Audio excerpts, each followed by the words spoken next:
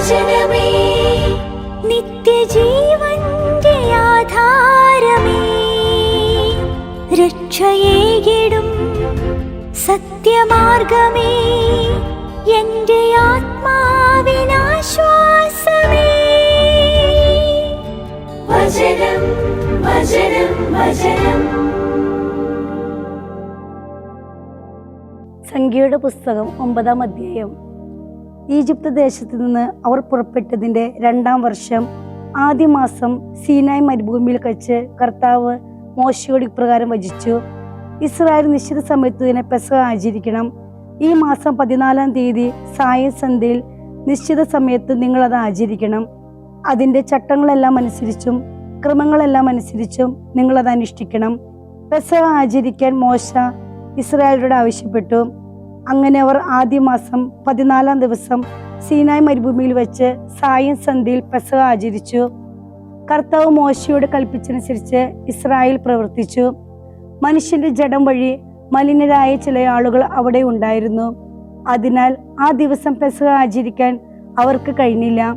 ആ ദിവസം തന്നെ അവർ മോശയുടെയും അഹ്റോന്റെ മുമ്പിൽ സന്നിധരായി. ആ ആളുകൾ അവനോട് പറഞ്ഞു: മനുഷ്യന്റെ പിണം വഴി ഞങ്ങൾ മലിനരാണ്.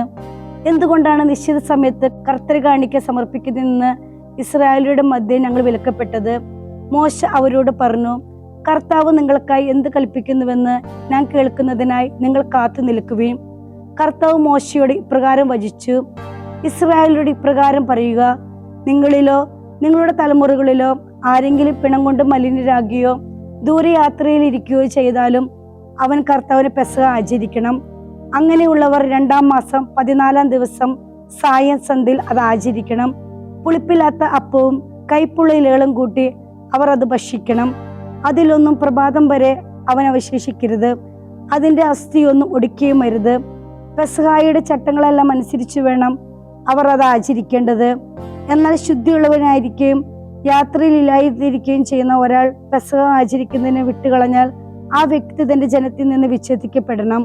കാരണം കർത്തൃ കാണിക്കാൻ നിശ്ചിത സമയത്ത് അവൻ സമർപ്പിച്ചില്ല. അയാൾ തന്റെ പാപം വഹിക്കണം.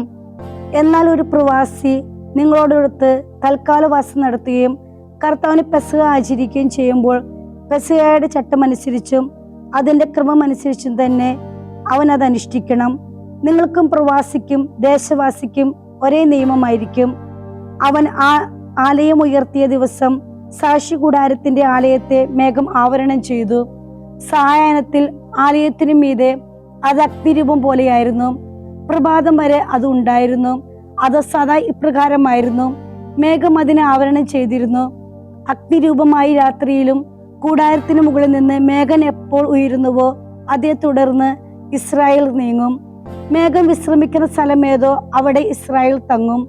കർത്താവിന്റെ നിർദ്ദേശമനുസരിച്ച് ഇസ്രായേൽ പാളയം നീക്കും. കർത്താവിന്റെ നിർദ്ദേശമനുസരിച്ച് അവർ തങ്ങും. മേഘം ആലയത്തിന് മുകളിൽ വിശ്രമിക്കുന്ന ദിവസങ്ങളിലെല്ലാം അവർ പാളയമടിക്കും. മേഘം ആലയത്തിന്മേൽ ഏറെ ദിവസങ്ങൾ തുടരുമ്പോൾ ഇസ്രായേൽ കർത്താവിന്റെ തീരുമാനം പാലിച്ച് നീങ്ങുകയില്ല. മേഘം ആലയത്തിന് മുകളിൽ ഇരിക്കുന്ന ദിവസത്തിൽ കുറവായിരിക്കുമ്പോഴും കർത്താവിന്റെ നിർദ്ദേശമനുസരിച്ച് അവർ പാളയമടിച്ചിരുന്നു. പിന്നീട് കർത്താവിന്റെ നിർദ്ദേശമനുസരിച്ച് അവർ നീങ്ങുകയും ചെയ്തിരുന്നു.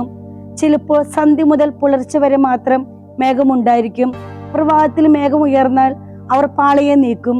പകലോ രാത്രിയോ മേഘം ഉയർന്നാലും അവർ നീങ്ങിയിരുന്നു. ആലയത്തിന് മുകളിലുള്ള മേഘം അതിമേൽ വസിക്കുന്നത് 2 ദിവസമോ 1 മാസമോ കാലങ്ങൾ തന്നെ തുടരുമ്പോഴും ഇസ്രായേൽ തങ്ങുമായിരുന്നു. അവർ നീങ്ങിയിരുന്നില്ല. അത് ഉയരുമ്പോൾ അത് നീങ്ങുമായിരുന്നു. കർത്താവിന്റെ നിർദ്ദേശം അനുസരിച്ച് അവർ പാളയം അടിച്ചിരുന്നു. കർത്താവിന്റെ നിർദ്ദേശം അനുസരിച്ച് അവർ പാളയം നീക്കുകയും ചെയ്തിരുന്നു. മോശ വഴിയുള്ള കർത്താവിന്റെ നിർദ്ദേശം അനുസരിച്ച് അവർ കർത്താവിന്റെ തീരുമാനം പാലിച്ചിരുന്നു. സംഖ്യയുടെ പുസ്തകം 10-ാം അധ്യായം. കർത്താവ് മോശയോട് ഇപ്രകാരം വചിച്ചു: നീ നിനക്കായി 2 രജതകാളങ്ങൾ ഉണ്ടാക്കുക. അടിച്ചു പണിയാണ് നീ അവ നിർമ്മിക്കേണ്ടത്. അവ നിനക്ക് സമൂഹത്തെ വിളിച്ചു കൂട്ടാനും പാളയങ്ങൾ നീക്കാനും വേണ്ടിയുള്ളതാണ്. അവ ഊതുമ്പോൾ സമൂഹം മുഴുവൻ സമാഗ കൂടാരവാദിക്കൽ നിന്റെ അടുക്കൽ സമ്മേളിക്കണം. എന്നാൽ ഒരെണ്ണം ഊതിയാൽ ഇസ്രായേലിലെ സഹസ്രാധിപന്മാരായ നേതാക്കന്മാർ നിന്റെ പക്കൽ സമ്മേളിക്കണം. നിങ്ങൾ സന്നാഹ ധ്വനി മുഴക്കുമ്പോൾ കിഴക്ക് ഭാഗത്ത് തമ്പടിച്ചിരിക്കുന്ന പാളയങ്ങൾ നീങ്ങണം. നിങ്ങൾ രണ്ടാമത് സന്നാഹ ധ്വനി മുഴക്കുമ്പോൾ തെക്ക് ഭാഗത്ത് തമ്പടിച്ചിരിക്കുന്ന പാളയങ്ങൾ നീങ്ങണം. അവരുടെ നീക്കങ്ങൾക്ക് സന്നാഹധ്വനി മുഴക്കേണ്ടതുണ്ട്. സംഘം ഒന്നിച്ചു കൂട്ടാൻ നിങ്ങൾ കാഹളം ഊതണം. എന്നാൽ അത് സന്നാഹധ്വനിയാകരുത്. അഹ്റോന്റെ പുത്രരായ പുരോഹിതന്മാരാണ് കാഹളങ്ങൾ ഊതേണ്ടത്. നിങ്ങൾക്ക് തലമുറകൾ തോറുമുള്ള ശാശ്വത ചട്ടമാണവ. നിങ്ങളുടെ ദേശത്ത് നിങ്ങൾ ഞെരുക്കുന്ന എതിരാളികളോട് നിങ്ങൾ യുദ്ധത്തിന് പോകുമ്പോൾ സന്നാഹധ്വനിയായി കാഹളങ്ങൾ ഊതണം. അപ്പോൾ നിങ്ങൾ നിങ്ങളുടെ ദൈവമായ കർത്താവിന്റെ മുമ്പിൽ ഓർക്കപ്പെടുകയും നിങ്ങളുടെ ശത്രുക്കളിൽ നിന്ന് രക്ഷിക്കപ്പെടുകയും ചെയ്യും. നിങ്ങളുടെ സന്തോഷ ദിനത്തിലും സമാഗവേളങ്ങളിലും മാസാരംഭങ്ങളിലും നിങ്ങളുടെ ഹോമയാഗങ്ങളോട് ചേർന്നും സമാധാന ബലിയോട് ചേർന്നും നിങ്ങൾ കാഹളങ്ങൾ ഊതണം. ഇത് നിങ്ങളുടെ ദൈവമായ കർത്താവിന്റെ മുമ്പിൽ നിങ്ങളെക്കുറിച്ചുള്ള സ്മരണയ്ക്ക് വേണ്ടിയായിരിക്കും. ഞാനാണ് നിങ്ങളുടെ ദൈവമായ കർത്താവ്. 2-ാം വർഷം 2-ാം മാസം 20-ാം ദിവസം സാക്ഷാലത്തിന് മുകളിൽ നിന്ന് മേഘം ഉയർന്നു. ഇസ്രായേൽ അവരുടെ മുന്നേറ്റ സംഘങ്ങൾ അനുസരിച്ച് സീനായ് മരുഭൂമിയിൽ നിന്ന് നീങ്ങി. പാരാൻ മരുഭൂമിയിൽ മേഘം വിശ്രമിച്ചു. മോശ വഴിയുള്ള കർത്താവിന്റെ നിർദ്ദേശം അനുസരിച്ച് അവർ ആദ്യമായി മുന്നേറി. യഹൂദരുടെ പാളയ പതാക അവരുടെ സേനാവ്യൂഹത്തിനനുസരിച്ച് ഒന്നാമതായി നീങ്ങി. അതിന്റെ സൈനാധിപൻ അമ്മിനദാബിന്റെ മകൻ നഖ്ശോൻ, ഇസ്സാഖ്യ ഗോത്രത്തിന്റെ സൈനാധിപൻ സുവാറിന്റെ മകൻ നെത്തനേൽ, സെബൂലിന്യ ഗോത്രത്തിന്റെ സൈനാധിപന്റെ ഹെലോന്റെ മകൻ എലിയാബ് ആലയം അഴിച്ചറിക്കപ്പോൾ ഹർഷോന്യരും മെറോന്യരും ആലയവാഹരായി നീങ്ങി. അനന്തരം റൂബന്റെ പാളയ പതാക അവരുടെ സേനാവ്യൂഹം അനുസരിച്ച് നീങ്ങി. അതിന്റെ സൈനാധിപൻ ഹെർദോറിന്റെ മകൻ എലിസൂർ, ഷിമയോന് ഗോത്രത്തിന്റെ സൈനാധിപൻ സുരിഷിദ്യാദിയുടെ മകൻ ഷെലൂമിയദൻ, സാദ്യ ഗോത്രത്തിന്റെ സൈനാധിപൻ റെവുലിന്റെ മകൻ എലിയാസാദ്. അനന്തരം ശ്രീകോവിലിന്റെ വാഹകരായി കൊഹാത്യർ നീങ്ങി. അവർ എത്തുമ്പോഴേക്കും ആലയം ഉയർത്തപ്പെട്ടിരുന്നു. എഫ്രായിമരുടെ പാളയ പതാക അവരുടെ സേനാവ്യൂഹം അനുസരിച്ച് നീങ്ങി. അതിന്റെ സൈനാധിപൻ അമ്മിഹൂദിന്റെ മകൻ എലിഷാമ, മന്നാസി ഗോത്രത്തിന്റെ സൈനാധിപൻ പെദാഹ്സൂറിന്റെ മകൻ ഗമാലിയേൽ, ബെഞ്ചമിന് ഗോത്രത്തിന്റെ സൈനാധിപൻ ഗിദയോനിയുടെ മകൻ അബിദാൻ. ദാനിയുടെ പാളയ പതാക അവരുടെ സേനാവ്യൂഹം അനുസരിച്ച് എല്ലാ പാളയങ്ങൾക്കും പിൻപറ്റി നീങ്ങി. അതിന്റെ സൈനാധിപൻ അമിഷാദിയുടെ മകൻ അഹിയസർ, ആശിര് ഗോത്രത്തിന്റെ സൈനാധിപൻ ഒക്രാമിന്റെ മകൻ പഗിയേൽ, നഫ്തേല് ഗോത്രത്തിന്റെ സൈനാധിപൻ ഏനാനിന്റെ മകൻ അഹീറ. ഇസ്രായേൽ നീങ്ങിയപ്പോൾ സൈന്യവ്യൂഹം അനുസരിച്ചുള്ള അവരുടെ മുന്നേറ്റങ്ങൾ ഇവയായിരുന്നു. മോശ തന്റെ അമ്മായിയപ്പനും മിദിയാൻകാരനുമായ റെവുലേലിന്റെ മകൻ ഹോബാബിനോട് പറഞ്ഞു, ഞാൻ അത് നിങ്ങൾക്ക് നൽകും എന്ന് കർത്താവ് നിങ്ങളോട് അരുളി ചെയ്ത സ്ഥലത്തേക്ക് ഞങ്ങൾ നീങ്ങുകയാണ്. ഞങ്ങളോട് കൂടെ വരിക, ഞങ്ങൾ നിങ്ങൾക്ക് നന്മ ചെയ്യും. കാരണം കർത്താവ് ഇസ്രായേലിന്മേൽ നന്മ വാഗ്ദാനം ചെയ്തിരിക്കുന്നു. അയാൾ അവനോട് പറഞ്ഞു, ഞാൻ വരുന്നില്ല. ഉറപ്പായി എൻ്റെ ദേശത്തേക്കും സഹചരുടെ അടുത്തേക്കും ഞാൻ പോകുകയാണ്. അപ്പോൾ അവൻ പറഞ്ഞു, ദയചെയ്ത് ഞങ്ങളെ വിട്ടു പോകരുത്. കാരണം മരുഭൂമിയിൽ ഞങ്ങൾ പാളയമടക്കേണ്ട വിധം നിനക്കറിയാം. ഞങ്ങൾക്ക് നയനങ്ങളായി നീ ഉണ്ടായിരിക്കണം. നീ ഞങ്ങളോടുകൂടി വരുന്ന പക്ഷം ആ നന്മ കർത്താവ് ഞങ്ങളോട് ചെയ്യുന്ന നന്മ തന്നെയായിരിക്കും. അപ്പോൾ ഞങ്ങൾ നിനക്കും നന്മ ചെയ്യും. അവർ കർത്താവിന്റെ പർവ്വതത്തിൽ നിന്ന് 3 ദിവസത്തെ വഴി നീങ്ങി.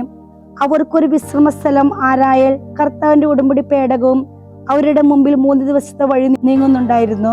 അവർ പാളയത്തിൽ നിന്ന് നീങ്ങുമ്പോൾ കർത്താവിന്റെ മേഘം പകൽ സമയം അവർക്ക് മേൽ ഉണ്ടായിരുന്നു. പേടകം നീങ്ങുമ്പോൾ മോശ പ്രാർത്ഥിക്കുമായിരുന്നു, കർത്താവെ ഉണരുക, അങ്ങയുടെ ശത്രുക്കൾ ചിതറിപ്പോകട്ടെ, അങ്ങയെ ദൂഷിക്കുന്നവർ പലായനം ചെയ്യട്ടെ. സ്വസ്ഥമാകുമ്പോഴും അവൻ പ്രാർത്ഥിക്കുമായിരുന്നു, കർത്താവെ അങ്ങ് ഇസ്രായേൽ സഹസ്രങ്ങളുടെ 10,000ങ്ങളിലേക്ക് തിരിച്ചു വന്നാലും.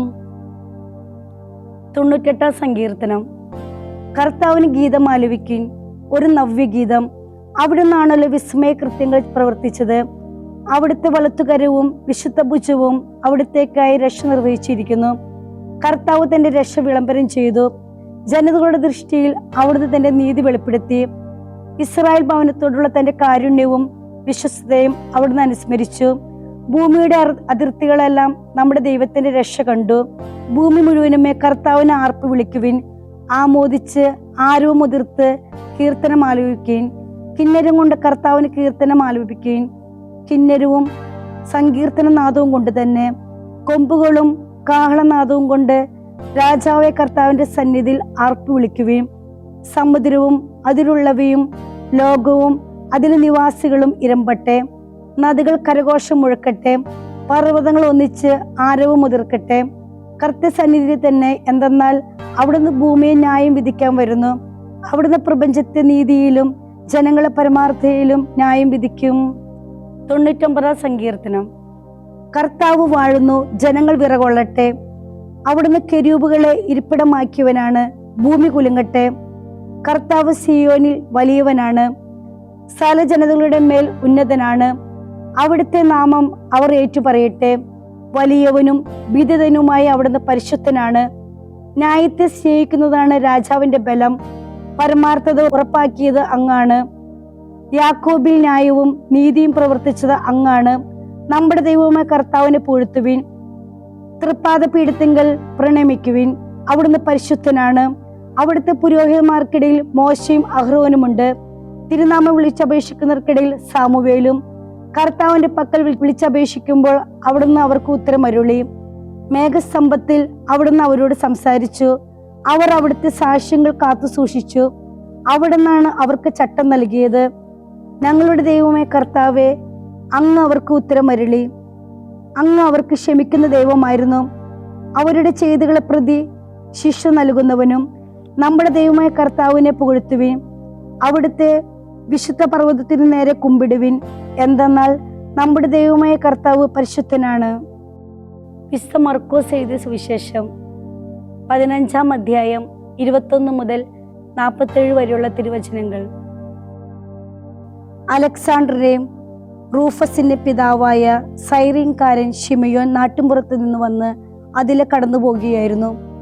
യേശുവിന്റെ കുരിശ് ചുമക്കാൻ അവർ അവനെ നിർബന്ധിച്ചു. തലയോടിയിടം എന്നർത്ഥമുള്ള ഗോൽഗോഥായിൽ അവർ അവനെ കൊണ്ടുവന്നു. മീറ കലർത്തിയ വീഞ്ഞ് അവർ അവന് കൊടുത്തു. അവൻ അത് സ്വീകരിച്ചില്ല. പിന്നീട് അവർ അവനെ കുരിശിൽ തറച്ചു.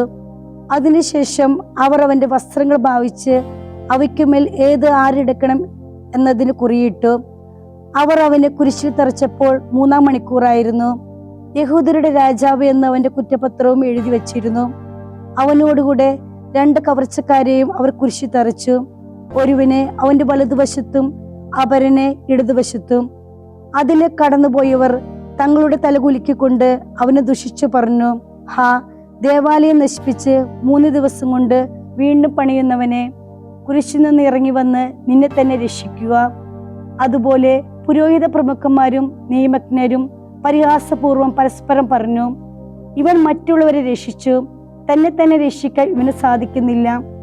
ഞങ്ങൾ കണ്ട് വിശ്വസിക്കുന്നതിനു വേണ്ടി ഇസ്രായേലിന്റെ രാജാവായ ക്രിസ്തു ഇപ്പോൾ കുരിശിൽ നിന്ന് ഇറങ്ങി വരട്ടെ. അവനോടൊപ്പം ക്രൂശിക്കപ്പെട്ടവരും അവനെ പരിഹസിച്ചു. 6-ാം മണിക്കൂർ മുതൽ 9-ാം മണിക്കൂർ വരെ ഭൂമി മുഴുവൻ അന്ധകാരം വ്യാപിച്ചു. 9-ാം മണിക്കൂറായപ്പോൾ യേശു വലിയ സ്വരത്തിൽ നിലവിളിച്ചു, എലോയ് എലോയ് ലാമ സബക്താനി. അതായത്, എൻ്റെ ദൈവമേ എന്തുകൊണ്ട് നീ എന്നെ ഉപേക്ഷിച്ചു? അടുത്ത് നിന്നിരുന്ന ചിലർ ഇത് കേട്ട് പറഞ്ഞു, ഇതാ അവൻ ഏലിയായെ വിളിക്കുന്നു.